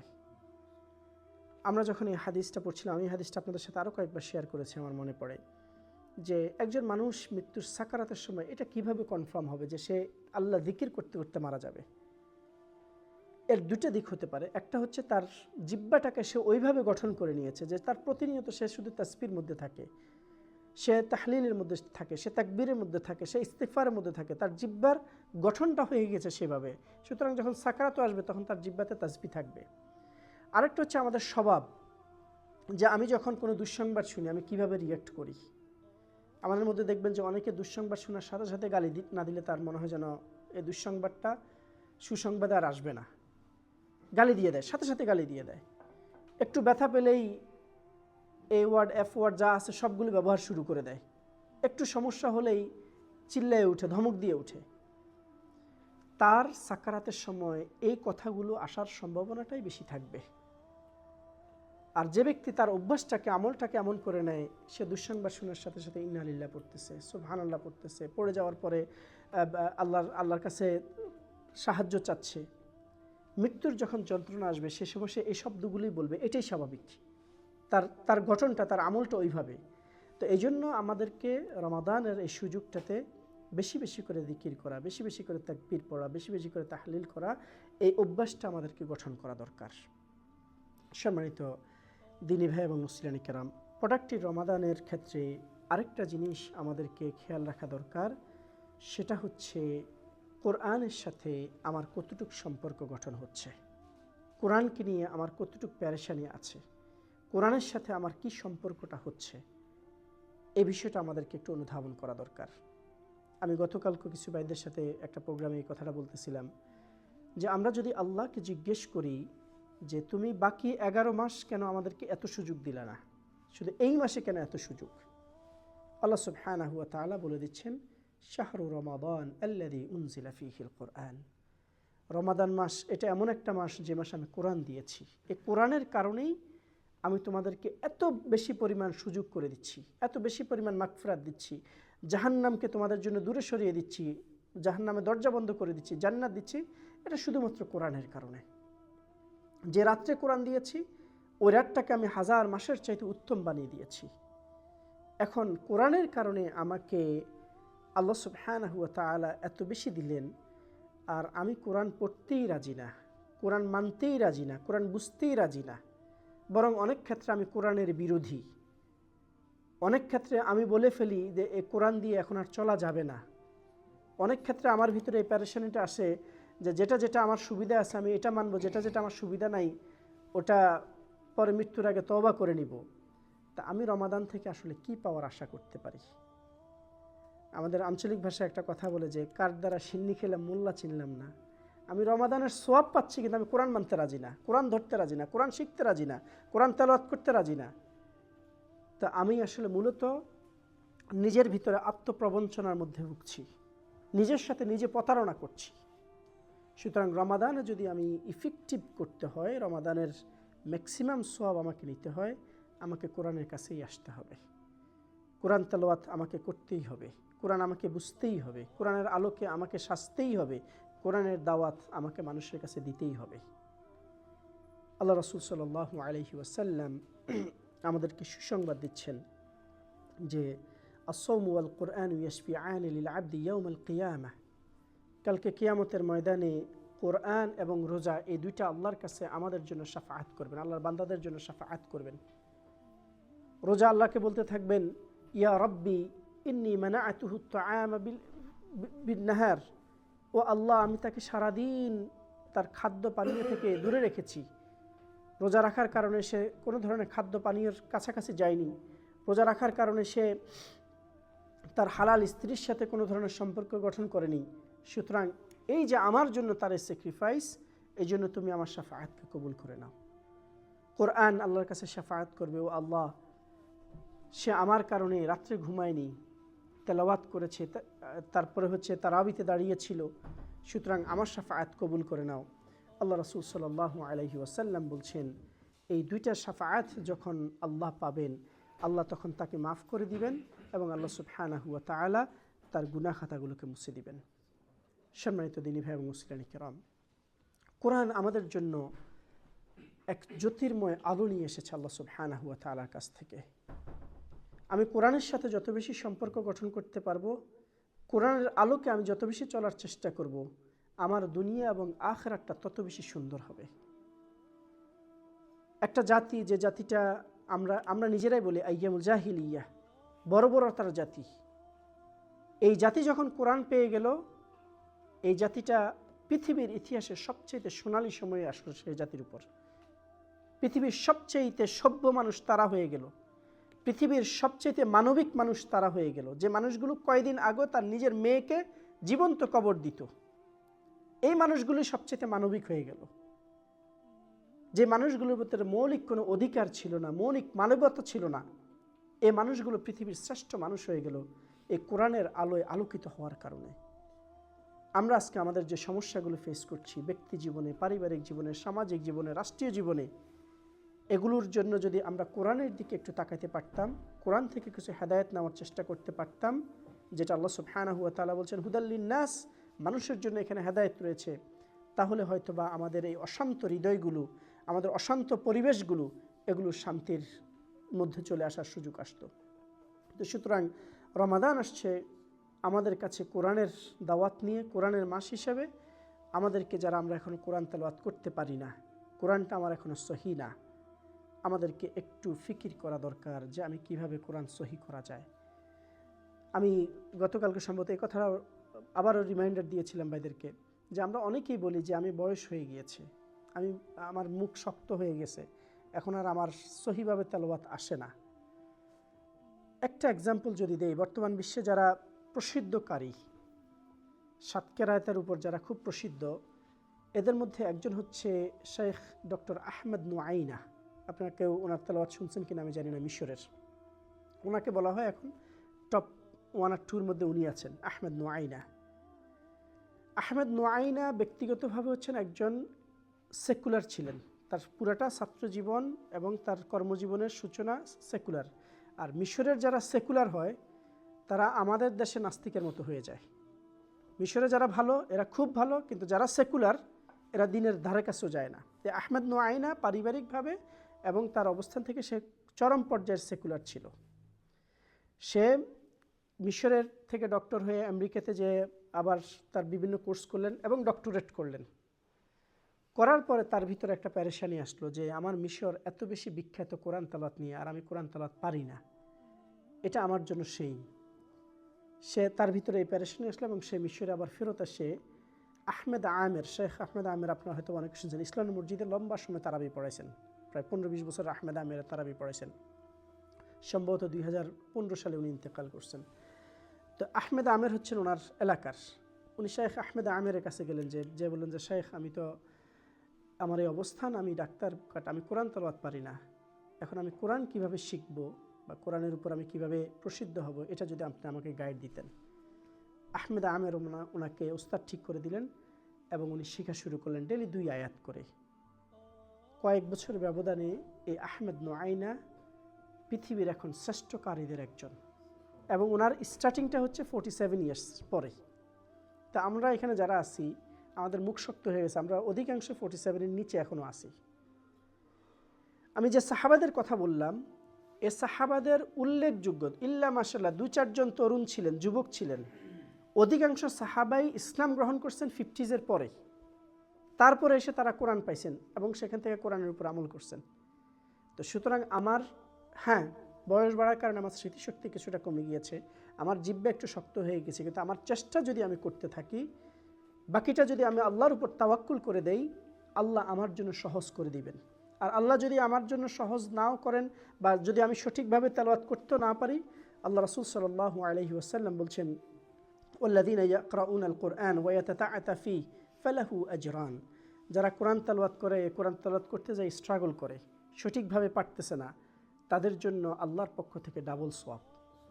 আমি আপনি যারা কোরআন তেলাওয়াত সহিভাবে পারি, আমরা পাবো 10 নেকি, আপনার স্ট্রাগলের কারণে আপনি পাবেন 20 নেকি। কিন্তু যদি আপনি সহি করে ফেলতে পারেন, আপনি কোরআনের আন্ডারস্ট্যান্ডিংটা আপনার ভিতরে নিয়ে আসতে পারেন, আল্লাহ রাসূল সাল্লাল্লাহু আলাইহি ওয়াসাল্লাম বলছেন, আল মাহিরু বিল কুরআন মা আস-সাফরাতিল কিরামিল বারারা। যারা কোরআনের ক্ষেত্রে প্রসিদ্ধ হয়ে যায় তাদের মর্যাদাটা আল্লাহর কাছে আল্লাহ সম্মানিত ফেরেশতাদের সমান হয়ে যায়। তো এই জন্য সম্মানিত দ্বীনী ভাই এবং মুসলিম কেরাম, রমাদানের যদি আমরা সঠিক মূল্যায়ন করতে হয়, রমাদান থেকে যদি সঠিক নির্যাস আমাকে নিতে হয়, সঠিক ফায়দা আমাকে নিতে হয়, আমাকে কোরআনের সাথে সম্পর্ক করতেই হবে, এর বিকল্প আমার কোনো ওয়ে নাই। আমি এই কথাটা প্রায় সময় ভাইদেরকে বলার চেষ্টা করি, যারা বলেন যে আমি পারি না বা আমার সময় নাই বা আমার সুযোগ কম। আমরা এখানে যারা আছি, আমার মনে হয় না শুধু বাতিজা ছাড়া আর কেউ এই দেশে বোর্ন না, আমরা সবাই মাইগ্রেন্ট। আমাদের ভাষা, কারো ভাষায় ইংলিশ ছিল না। আমি আমার দুনিয়ার জীবনে সফলতা হওয়ার জন্য, ব্রিটিশ সিটিজেন পাওয়ার জন্য, খুব ইংলিশ না জানলেও অ্যাটলিস্ট B2 পাস করার মতো ইংলিশ আমাকে শিখতেই হয়েছে। B2 পাস না করলে তো আমাকে সিটিজেনশিপ দিবে না। Life in the UK pass করার মতো ইংলিশ আমাকে শিখতে হয়েছে। কারণ কি? আমি চাইছি আমার জীবনের একটু সফলতা আসুক, বেটার লাইফ আসুক। বাংলাদেশ থেকে এখানে আমরা বেটার লাইফ পাবো। বাংলাদেশে আমাদের লাইফ ছিল, এমন না যে বাংলাদেশে কিছুই নেই। ওইখান থেকে আর একটু বেটার থাকার কারণে আমি আমার মাঝ বয়সে এসে আমার ইংলিশ B2 পাস করার জন্য আমাকে চেষ্টা করতে হয়েছে, রাতের পর রাত, দিনের পর দিন আমাকে পরিশ্রম করতে হয়েছে। গতকালকে না পরশু আমাদের এক ভাই বলতেছিল, ওনার থিওরি টেস্টে উনি ফেল করছিলেন, আরও 15-20 বছর আগের কথা।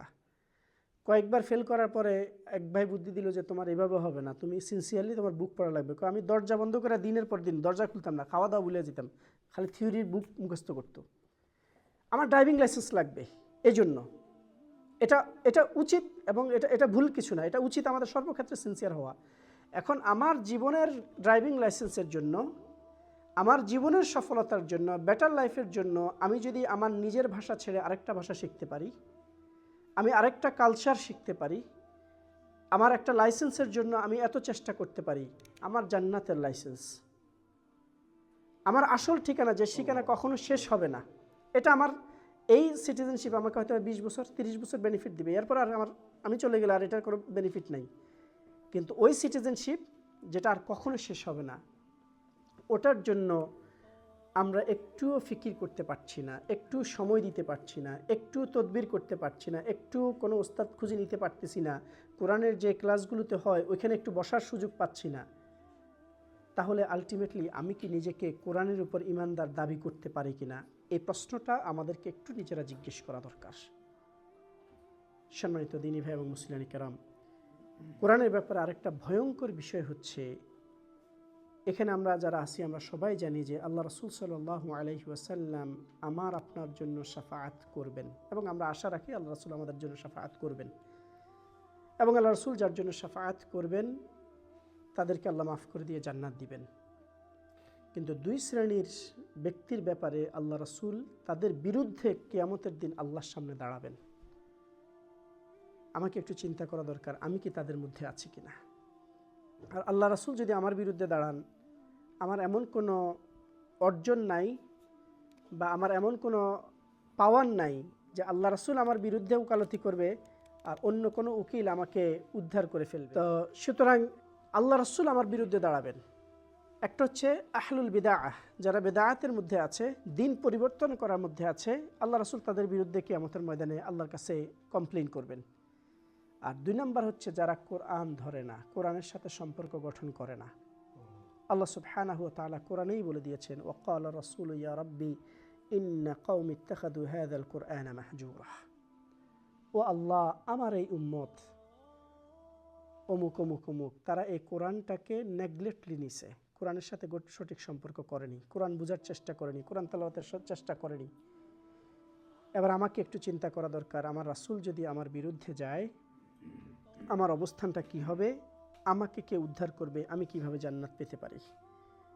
সম্মানিত দ্বীনী ভাই এবং মুসলিয়ানি কেরাম, তাহলে এই রমাদানের ম্যাক্সিমাম বেনিফিট পাওয়ার জন্য আমরা এই পর্যন্ত 4টা পয়েন্ট বললাম। প্রথমত হচ্ছে আমাদের খাদ্যের অভ্যাস, এটাকে পরিবর্তন করা, আমাদের খাদ্যটাকে মিনিমাইজ করা, ইবাদতটাকে ম্যাক্সিমাইজ, তাসবিহ তাহলিল দোয়া দুরুদ এগুলোকে ম্যাক্সিমাইজ করা, আমাদের স্বভাব, আমাদের নফস এবং আমাদের জিহ্বা এগুলোকে কন্ট্রোল করা, বেশি বেশি করে যিকির আজকার তাসবিহ তাহলিলের মধ্যে থাকা। 5 নাম্বার হচ্ছে কোরআনের সাথে গভীর সম্পর্ক করা, কোরআনের সাথে বেশি করে আমাদেরকে আন্ডারস্ট্যান্ডিং করার জন্য, রিডিং করার জন্য বা রিসাইটেশন করার জন্য আমাদেরকে চেষ্টা করা। 6 নাম্বার যে জিনিসটা আমাদেরকে খেয়াল রাখা দরকার সেটা হচ্ছে আল্লাহ রাসূল সাল্লাল্লাহু আলাইহি ওয়াসাল্লামের ব্যাপারে ইবনে আব্বাস রাদিয়াল্লাহু তাআলা আনহু বলছেন যে যখন রমাদান আসতো আল্লাহ রাসূল সাল্লাল্লাহু আলাইহি ওয়াসাল্লাম আজওয়াদান নাসি বিল খাইর, তিনি মানুষের জন্য অত্যন্ত উদার হয়ে যেতেন। কারিহিল মুরসাল, যেভাবে বৃষ্টির সাথে বাতাস বয়, আল্লাহ রাসূল সাল্লাল্লাহু আলাইহি ওয়াসাল্লাম মানুষের প্রতি এত বেশি উদারতা দিতেন যে মনে যেন বৃষ্টির সাথে বাতাস, মানে বাতাসের সাথে যখন বৃষ্টি পড়ে, অনেক বেশি পড়ে এবং সব জায়গায় পড়ে, ঠিক রমাদান আসলে আল্লাহ রাসূল সাল্লাল্লাহু আলাইহি ওয়াসাল্লাম মানুষের কল্যাণে এত বেশি উদার হয়ে যেতেন। আমরা এখানে রোজা রাখবো, আমরা এখানে ইফতার করব, সেহরি করব, আমাদের অনেক ভাই বোন আছেন, আমাদের অনেক আত্মীয় স্বজনের মধ্যেও আছেন যারা সঠিকভাবে একটা খেজুর দিয়ে ইফতার করবে এই অপরচুনিটি হয়তো বা তার নাই, একবেলা ভালো খেয়ে সুহুর করবে এটারও হয়তো বা তার সুযোগ নেই। আমরা একটু তাদের দিকে তাকানো, তাদের পাশে দাঁড়ানো, তাদেরকে সহযোগিতা করার জন্য আমাদেরকে চেষ্টা করা দরকার। আল্লাহ রাসূল সাল্লাল্লাহু আলাইহি ওয়াসাল্লাম বলছেন, কেউ যদি কোনো রোজাদারকে ইফতার করায় সে সেই পরিমাণ সওয়াব পাবে রোজাদার যে পরিমাণ সওয়াব পাবে। সাহাবায়ে কেরাম জিজ্ঞেস করলো যে ইয়া রাসূলুল্লাহ, আমার তো সামর্থ্য নাই এটা দেওয়া। আল্লাহ রাসূল বলছেন, পানি দিয়েও যদি ইফতার করায় তাও সে সমান সওয়াব পাবে। তো সুতরাং আমাদেরকে চেষ্টা করা, নিজের যতটুকু সামর্থ্য আছে অতটুকু সামর্থ্য দিয়ে আমাদেরকে চেষ্টা করা দরকার আমাদের কিছু আত্মীয় স্বজন, পাড়া প্রতিবেশী বা যারা মুসলিম রয়েছেন তাদেরকে রমাদানে কিছু গিফট আমরা দিতে পারি কিনা। এক্ষেত্রে আমাদের মধ্যে নতুন একটা ফিতনায় আমি বলবো শুরু হয়েছে যে জাকাতের টাকা দিয়ে রমাদানের ফুড প্যাকেজ চালু করা।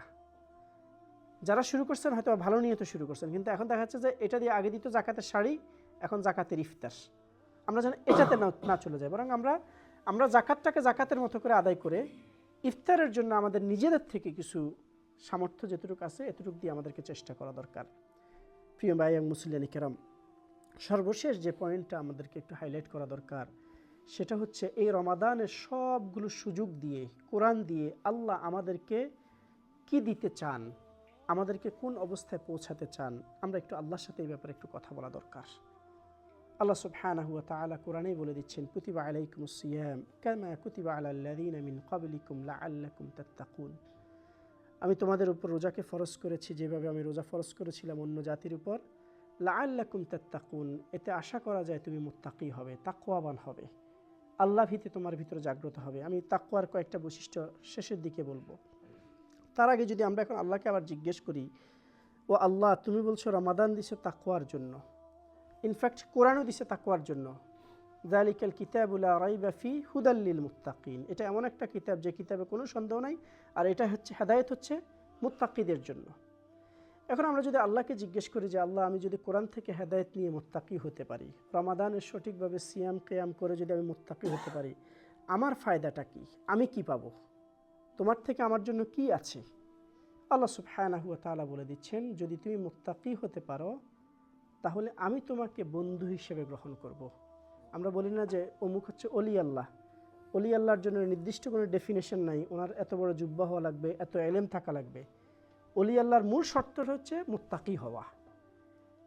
এটা যে কেউ হতে পারে, শুধু সে মুত্তাকি হওয়া। মুত্তাকির বৈশিষ্ট্য আমরা ইনশাল্লাহ আসবো। যদি এই প্রি ক্রাইটেরিয়াগুলো আমরা ফুলফিল করতে পারি, সবাই অলি আল্লাহ হওয়ার সুযোগ আছে। এখন যদি আল্লাহকে বলি যে আল্লাহ আমি যদি মুত্তাকি হতে পারি, তোমার বন্ধু হয়ে যেতে পারি, আমাকে তুমি কি দিবা? আল্লাহ সুবহানাহু ওয়া তাআলা বলছেন, ওয়াল্লাযীনা আমানু ওয়া কানু ইয়াত্তাকুন লাহুমুল বুশরা ফিল হায়াতিদ দুনিয়া।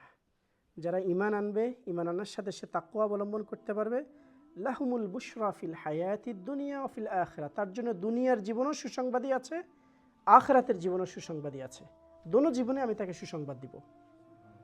এখন যদি আবার আল্লাহকে বলে যে আল্লাহ আমি দুনিয়ার জীবনে কি পাবো, আমরা তো আগে দুনিয়া চাই, এবং আল্লাহ দোয়া শিখিয়ে দিয়েছেন, রব্বানা আতিনা ফিদ দুনিয়া হাসানা, দুনিয়াতে আমাকে কি কি দিবা? আল্লাহ সুবহানাহু ওয়া তাআলা এবার আমাদেরকে বলছেন, ওমান ইয়াত্তাকিল্লাহ ইয়াজআল লাহু মাখরাজা, যে ব্যক্তি আল্লাহ ভীতি অর্জন করতে পারবে, তাকওয়া অবলম্বন করতে পারবে, তার জন্য আমি পথ খুলে দিব। আমি পারিবারিক সমস্যায় আছি, আমি ব্যক্তিগত সমস্যায় আছি, আমি এমন কিছু সমস্যার মধ্যে আছি যেটা আমি আমার পাশে শোয়া স্ত্রীকে বলতে পারছি না, আমার সন্তানকে বলতে পারতেছি না, আমার সমাজকে বলতে পারতেছি না। আমার এই সমস্যাগুলো জানলে আমি সমাজচ্যুত হয়ে যাব, কত পেরেশানিতে আমি আছি, আমার রিজিকের ফয়সালা নাই, আমাদের অনেকে অনেক ধরনের পেরেশানিতে আছি। আল্লাহ বলছেন ইয়াজআল লাহু মাখরাজা, এগুলো থেকে বের হওয়ার জন্য আমি পথ খুলে দিব। আর কি করব? ওয়ায়ারযুকহু মিন হাইসু লা ইয়াহতাসিব, এমন জায়গা থেকে তোমার রিজিকের ফয়সালা করব যেই বিষয়ে তোমার কোনো ধরনের আইডিয়া নাই, তুমি কল্পনা করতে পারো না যে এখান থেকে আমার জন্য ভালো কিছু আসতে পারে। আর এই তাকওয়ার সাথে যদি তাওয়াক্কুলটাকে ইনক্লুড করা যায়, তাহলে ফাহুয়া হাসবু, আমি আল্লাহ তোমার জন্য যথেষ্ট হয়ে যাব। আল্লাহ সুবহানাহু ওয়া তাআলা আরেকটা আয়াতে বলছেন, ইয়াজআল লাহু ফুরকানা, তাকে আমি ফুরকান দান করব। ফুরকান হচ্ছে সত্য এবং মিথ্যা, সঠিক এবং ব্যাঠিক নির্বাচন করার জ্ঞান, তাকে উইজডম তাকে দান করব। কোনটা তোমার জীবনের জন্য সঠিক, কোনটা তোমার জীবনের জন্য ব্যাঠিক, কোন সিদ্ধান্তটা নিলে পরে তুমি উপকৃত হবা, কোনটা নিলে পরে তুমি ক্ষতির মধ্যে পড়ে যাবা, কোনটা তোমাকে জান্নাতের পথে নিবে, কোনটা তোমাকে জাহান্নামের পথে নিবে, এই জ্ঞান, এই উইজডম আমি তোমাকে দান করব। এটা আল্লাহ সুবহানাহু ওয়া তাআলা দুনিয়ার জীবনেই একজন মুত্তাকিকে দান করে থাকেন। এবার যদি আল্লাহকে জিজ্ঞেস করে তাহলে আমার জন্য আখিরাতে আর কি বাকি আছে? আল্লাহ সুবহানাহু ওয়া তাআলা বলছেন, ওয়াসারিউ ইলা মাগফিরাতিন মির রাব্বিকুম ওয়া জান্নাহ আরদুহা আস-সামাওয়াতি ওয়াল আরদ উইদ্দাত লিল মুত্তাকিন। আল্লাহ সুবহানাহু ওয়া তাআলা বলছেন, আমি এমন জান্নাত তৈরি করে রেখেছি যেটা এই আসমান এবং জমিনের চাইতে অনেক বিশাল। আমরা জান্নাতের ব্যাপারে অনেক হাদিস বলেছি যে সর্বশেষ যে জান্নাত পাবে, 1000 বছর জাহান্নামে পড়ার পরে যে জান্নাত পাবে, সেও এই পৃথিবী থেকে 10 গুণ বড় জান্নাত পাবে। আল্লাহ বলছেন, আমি এই জান্নাত তৈরি করেছি লিল মুত্তাকিন, শুধুমাত্র মুত্তাকিদের জন্য, শুধুমাত্র ঈমানদারদের জন্য। ঈমান আনার পরে সে তাকওয়া অবলম্বন না করতে পারলে তাকে একটা সার্টেন পিরিয়ড আযাব পেতে হবে, কিন্তু মুত্তাকি হবে সে মৃত্যুর পর জান্নাত পেয়ে যাবে। উইদ্দাত লিল মুত্তাকিন। আল্লাহ অন্যান্য কোরআনে অন্যান্য আয়াতে বলছেন, ইন্না লিল মুত্তাকিনা মাফাজা হাদাইকা ওয়া আনাবা ওয়া কাওয়াইবা আতরাবা ওয়া কাসান দিহাকা, জান্নাতের বর্ণনা দিচ্ছেন। শর্ত ইন্না লিল মুত্তাকিন, এটা হচ্ছে মুত্তাকির জন্য। আল্লাহ সুবহানাহু ওয়া তাআলা এই রমাদান এবং এই কোরআন আমাদেরকে দিচ্ছেন তাকওয়ার গুণ অর্জন করার জন্য। আর তাকওয়ার গুণ আমাকে দুনিয়াতে ফায়দা দিবে, আখিরাতেও এই ফায়দা দিবে। এখন আসেন তাকওয়াটা কি, আমরা সংক্ষিপ্তভাবে তাকওয়ার ব্যাপারে 2-4টা কথা বলেই আমরা শেষ করব ইনশাআল্লাহ। তাকওয়ার পরিচয় নিয়ে আল্লাহ সুবহানাহু ওয়া তাআলা কোরআনের বিভিন্ন আয়াত বিভিন্ন বৈশিষ্ট্যের কথা বলেছেন। যেমন আমি লাস্ট যে আয়াতটা তেলাওয়াত করেছি সূরা আল ইমরানের, ওয়াসারিউ ইলা মাগফিরাতিন, এখানে আল্লাহ 5টা বৈশিষ্ট্যের কথা বলেছেন। তারপরে সূরা বাকারার প্রথম দিকে যালিকাল কিতাবু লা রাইবা ফি হুদাল লিল মুত্তাকিন আল্লাযীনা ইউমিনুনা বিল গায়ব, এখানে আল্লাহ 7টা বৈশিষ্ট্যের কথা বলছেন। এই 7 আর 5 12টা। অন্যান্য আয়াতে আরও কিছু বৈশিষ্ট্যের কথা আছে। আল্লাহ রাসূল সাল্লাল্লাহু আলাইহি ওয়াসাল্লাম নিজে তাকওয়ার বৈশিষ্ট্যের অনেকগুলো গুণের কথা বলেছেন। তারপর হচ্ছে সূরা আল মুমিনুনের প্রথম রুকুটা, এই রুকুটা আল্লাহ সুবহানাহু ওয়া তাআলা 9টা বৈশিষ্ট্যের কথা বলেছেন। সূরা ফুরকানের শেষ রুকু, এখানে আল্লাহ 10টা বৈশিষ্ট্যের কথা বলেছেন। এগুলো সব মুত্তাকিদের পরিচয়, মুত্তাকিদের বৈশিষ্ট্য। আমরা এই সংক্ষিপ্ত সময়ের মধ্যে অলরেডি 1 ঘন্টার উপরে হয়ে গিয়েছে, এ তাকওয়ার সবগুলো বৈশিষ্ট্য আলোচনা করার সুযোগ নেই। আমি শুধুমাত্র 2টা হাদিস দিয়ে এই সবগুলোকে একটু ইনক্লুড করার চেষ্টা করব। একটা হচ্ছে দুটোটাই হাদিসে সাহাবা থেকে, একটা হচ্ছে সাইয়্যিদনা ওমর রাদিয়াল্লাহু তাআলা আনহু যখন খলিফা। একটা রাওয়ায়াতে আসছে তিনি আব্দুল্লাহ ইবনে আব্বাসকে জিজ্ঞেস করেছেন, আর একটা রাওয়ায়াতে আসছে তিনি আবু হুরায়রা রাদিয়াল্লাহু আনহু জিজ্ঞেস করেছেন যে মা হিয়া তাকওয়া, তাকওয়াটা কি? তখন ইবনে আব্বাস অথবা আবু হুরায়রা রাদিয়াল্লাহু আনহু বললেন যে ইয়া আমিরুল মুমিনিন, আপনি কি কখনো এমন কোনো কাঁটাযুক্ত পথ দিয়ে হেঁটেছেন যেখানে আপনার পিছলে পড়ে যাওয়ার সম্ভাবনা আছে অথবা কাঁটা বিঁধার সম্ভাবনা আছে? ওমর রাদিয়াল্লাহু তাআলা বললেন যে হ্যাঁ, পড়েছি বা হেঁটেছি। বলছে আপনি কিভাবে হাঁটছেন এখানে? বলছে খুব সিনসিয়ারলি, যেন আমি পিছলে খেয়ে পড়ে না যাই, যেন কোনো কাঁটা আমার শরীরে বিঁধে না যায়, খুব সতর্কতার সাথে আমি হেঁটেছি। ইবনে আব্বাস রাদিয়াল্লাহু তাআলা বললেন যে হ্যাঁ, তাকওয়া, এটাই হচ্ছে তাকওয়া।